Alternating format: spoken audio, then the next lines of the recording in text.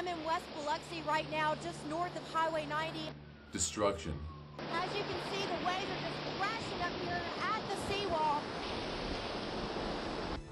Sadness. It was a plank house. It had just been here for 80 years, and now it's gone. It's just been completely destroyed. Faith. The first Mass on the ground since the devastating storm was a spiritual renewal.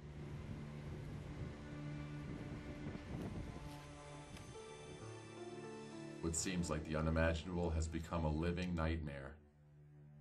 Lives, homes, cities destroyed. In a compelling breath, Mother Nature turned the Gulf Coast inside out in just a few hours.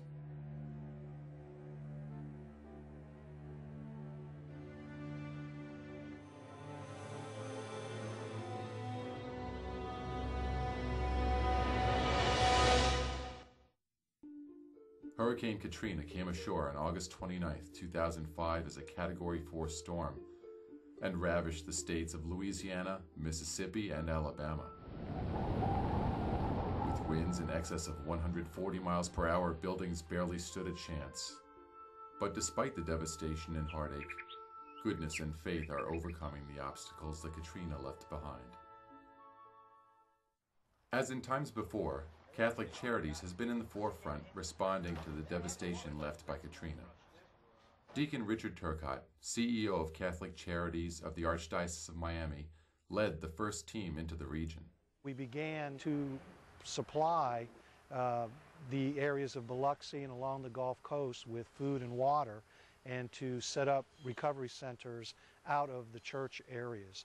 So we began on Wednesday of this week setting up those recovery centers, and we hope to be able to establish about 20 of them by the time we leave out of here in the next 2 to 3 weeks.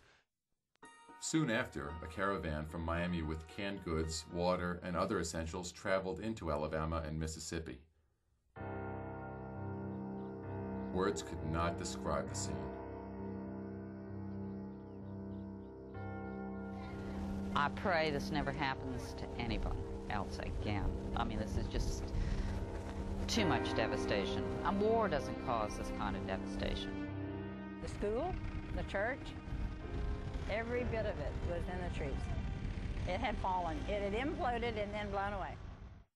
Among the first priorities for the relief team was getting set up at the warehouse and unloading the donated goods that not only came from the Archdiocese of Miami, but from all over the country. Also at the warehouse were other members of Catholic Charities from within Florida. Together, they sorted the items and got them ready to be distributed. Once the bags and boxes were stuffed and separated, the relief teams went out into the affected areas. At each drop-off location, the group was met with gratitude and appreciation. Everybody's been so nice coming in, helping out with everything, so I just think it's great y'all doing this. Off the beaten road, the group caught the glimpse of a sign. A simple banner. It read, "Welcome to St. Clair's."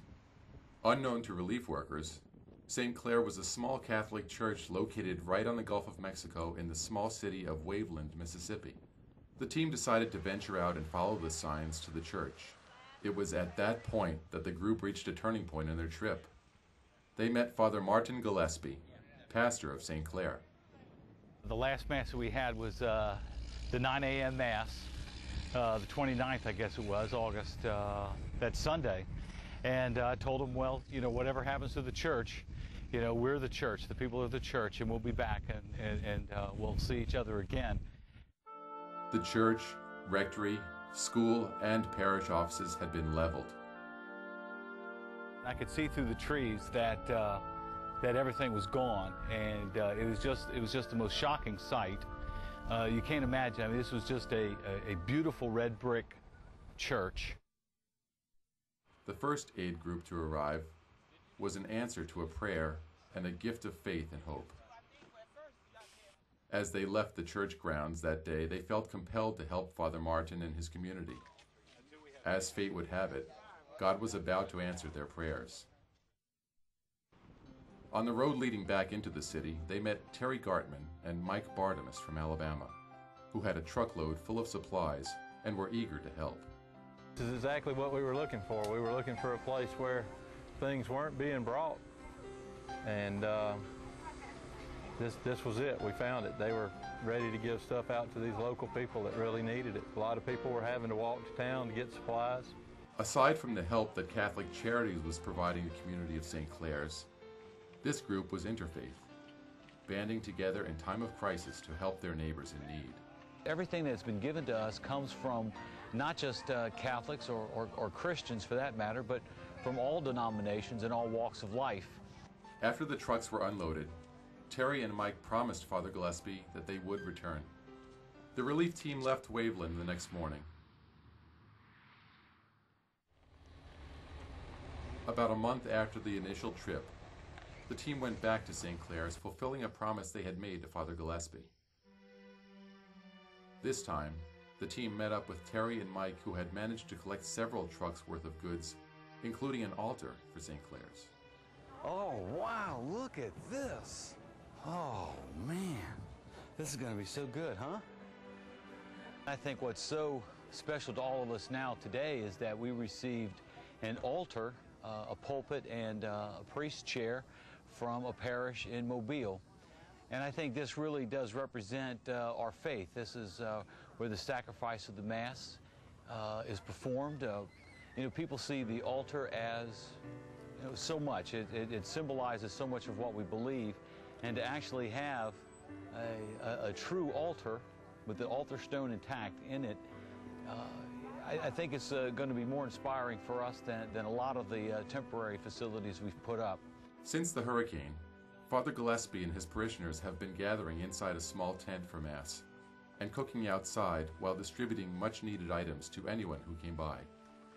Although not having much, the community of St. Clair's managed not only to get by day, but also to remain hopeful. While hundreds of parishioners joined Father Gillespie at Mass, food, chairs, school supplies were unloaded and placed inside the tented chapel. Piece by piece, on the grounds where a beautiful church once stood, a new one was beginning to take shape.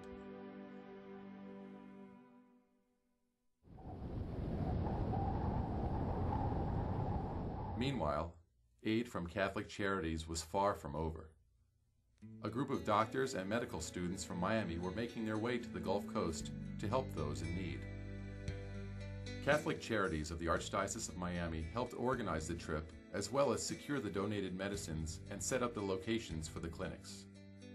In 4 days, the team managed to set up 4 medical clinics in surrounding cities: Biloxi, Gulfport, and Bay St. Louis.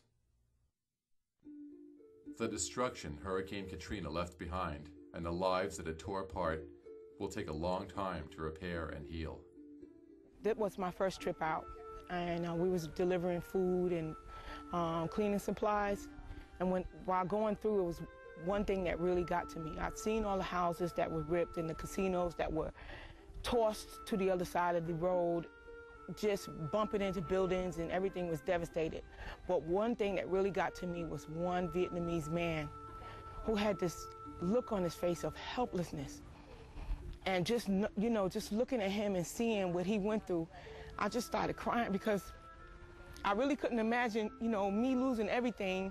You know, I have a home with children, and everything that I saved for my whole life, just gone. And you can see his helplessness in his face, you know.